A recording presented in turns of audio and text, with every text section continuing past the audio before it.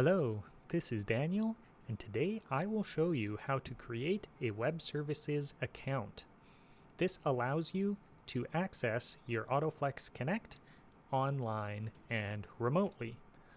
If you go to our website, PhasonControls.com, in the top left-hand corner here we have our web services login. Clicking on that, we will first, before we log in, we'll need to create a new account.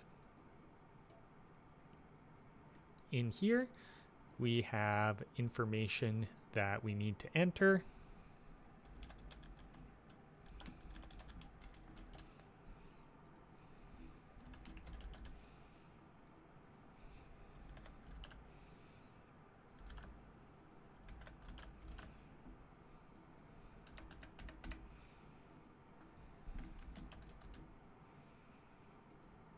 So, when doing this, we need to enter in email, first name, last name, a password, and a PIN.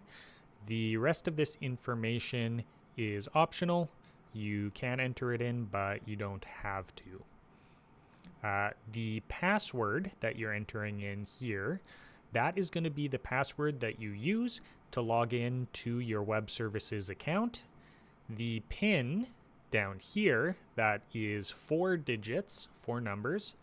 That is going to be what you would use if you were logging into your user at an AutoFlex in person. So that's in person, whereas the password is when you're logging in online. I would just hit create here, and here I'll just do it. Success, your account was created successfully.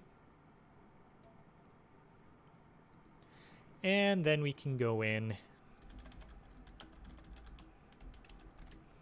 enter in our email address and our password, log in, and then here right now we do not have any AutoFlex controls.